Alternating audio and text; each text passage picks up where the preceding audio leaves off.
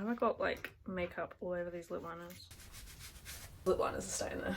I don't reach for Huda Beauty because of a lot of the controversy. Hello. You're just gonna sit there while I do my makeup? It's keeping me company. Hi guys. There we go. Today I'm reviewing Huda Beauty. I haven't tried everything. She has a lot of stuff I'm just not interested in. The only thing that she has that I kind of wanted to try out was her concealer. Never got around to purchasing it. And there's been a lot of flack for Huda Beauty recently, so I kind of wanted to share maybe my opinions on the subject while I apply my foundation. So let's get into the video. Okay, so the first thing is the foundation, which I need to prime. So I've been using like spray primers. I just feel like my foundation's gone really well. So I have the shade Angel Food, which I think is a little bit light. This is the Faux Filter foundation. This had so many mixed reviews. This is full coverage. I had to stop using this because it breaks me out. It is a plastic component with a pump. Huda Beauty have been getting a lot of flack at the moment for basically stealing people's ideas. The first one they stole, I think it was almost a year ago, was the Beauty Bakery campaign of the for their baking powder, because obviously Beauty Bakery have a lot of like cutesy baking kind of themes. This is so pale. Came on fire again when Jeffree Star felt like one of his concepts for his Jawbreaker campaign last year had been stolen.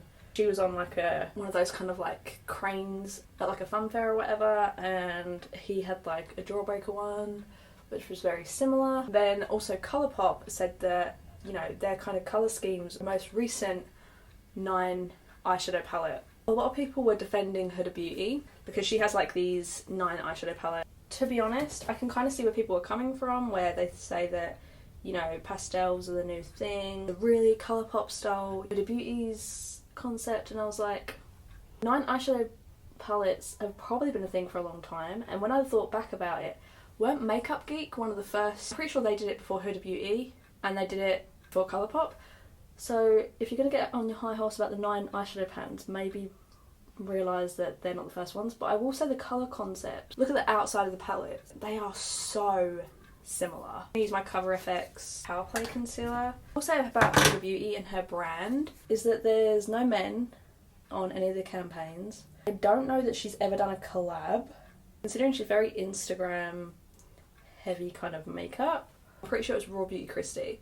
I'm pretty sure she said that it's almost like she creates and markets as if they're going to be on Instagram. And the reason I say that is because if you look at my foundation, it is flawless. Like, you can still see the tiniest bit, maybe, of scars. Because of the scar, my skin is more sunken on these kind of areas. All of the colour is gone. Whereas before I was red because I was like picking up my skin and everything like that. One of the other things that people just didn't like about this, some of them didn't like the component, some of them didn't like the scent, and the reason they didn't like the scent, I wasn't that bothered by the scent. It does have a little bit of a scent, but I've had mine for a while, so maybe mine's died down a little bit. I had to stop using this because it's so heavy, it breaks me out. I do notice if I wear this like 3 or 4 days in a row, which I don't wear full coverage foundations every single day anymore. If I wear this all the time, like as an everyday foundation to work, I get breakouts because it just disrupts my skin. It's a really nice foundation. The thing I noticed from Beauty News was that they don't actually have as much in here as you think. Like, this says it's 35 millilitres, but I think it's closer to maybe 30. The pump breaks. I'm going to use my Colourpop No Filter setting powder just to set underneath my eyes. I just started setting my face and I wasn't recording. Start again, shall we? This is the Easy Bake setting powder that kicked up the whole bakery thing. I wasn't originally going to try this. This has a net, cleaner and easier, but it still gets everywhere. Like, loose powder always gets everywhere. It's like a HD powder. Patty says this is meant to be very blurring. I don't see it as blurring. The only time I used this when I was doing my Joker, because I had a white base, so I need a white setting powder, and this was the only one I had. I just don't think it does anything for me. I'm going to do the rest of my base and my eyebrows, and then we'll come back so I can show you one of the first products that I am super in love with. I just wanted to show you what the foundation looks like with highlight on. You can see like a little bit of texture. It's a very matte foundation. I had to even put a little bit of highlight on my temples. You can already see a little bit of this breaking apart around my mouth. I might have put it on a little bit too heavy. It looks cakey. This is not new, I've had this for a while, but it is a very, very thick foundation. It's very heavy. I don't think it's the most long wearing, to be honest. Like, if you're going to be wearing this for easily like 8 hours, it's going to break apart, especially if you've got oily skin. If you've got dry skin, it's probably going to look cakey because it's going to look drying. Using the Smoke Obsessions palette, it looks like this. It's like pretty bronze and cool toned. I really like it. I'm going to use a fluffy brush and this shade here. Just blend this through my crease. This is one of the only shadow palettes I've tried. I've never bought any of the big ones. I've never been that amazed by the colour stories. You can see there that that blends so nicely. I'm just going to take this like darker shade.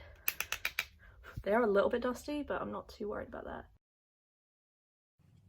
Pull that through my crease ever so slightly. I think I'm going to take the black. Just going to like lightly place this. Nice, all those blend together. Then I'm going to use this shade. Just using that with a packer brush because I want really high shine.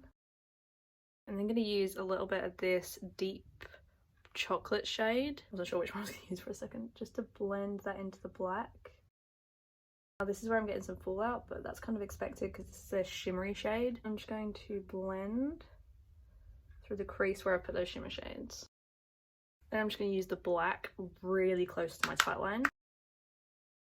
Just blend that out a little bit just so it's ever so slightly smoky. So I'm just going to do some mascara and then I'll be back for the lip. So I have two lip liners from Huda Beauty. I actually think this is one of their better products. I think that these are super long lasting lip liners. They're a little bit sticky when you put them on, but they have loads of shades.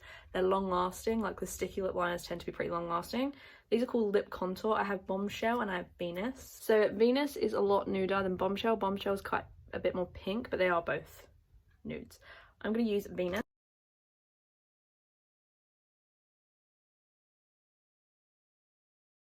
So they're really creamy, easy to sharpen. They are wooden lip liners, but they're super, super creamy, like I said. Look how sticky this is.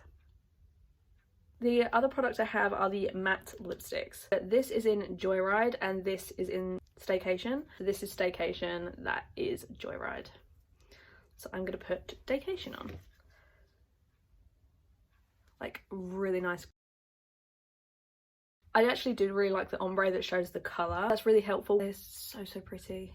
If you like matte full pigment lipsticks, you will love those. I keep forgetting to put my microphone back on. In general, I don't think Huda Beauty personally is the best brand. I think that, first of all, their products in some ways can be kind of hit and miss because they're very more Instagram heavy than a lot of other products. Like, one of the products that I was so tempted to buy was a cream bronzer that I knew I would never use, but it was sold everywhere and loads of people on YouTube were so in love with it. I thought I had to get it in my collection. But sometimes when you step back and you really think about it, you realise that if you're not going to use a product, just don't buy it. You have some good products.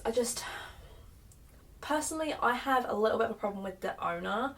The way she maybe goes about advertising her brand. I'm not sure if it's changed recently, but for a long time at least, she wasn't promoting any men in beauty, and I think that has a lot to do with her ethnicity or her religious background. But I think if you're going to be a brand owner, you need to be a little bit more open-minded. So as much as I love some of these products, I probably wouldn't repurchase. I don't gravitate towards these every single day. Some palettes are cute, but I have other larger palettes that I prefer. Like the Anastasia Beverly Hills Sultry palette is very similar to this and it has more shades.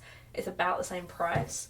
The lip liners are really, really nice, but they're nudes. The lipsticks, they're really, really nice. They do glide on really well. For everything here, you can find an alternative if you want to.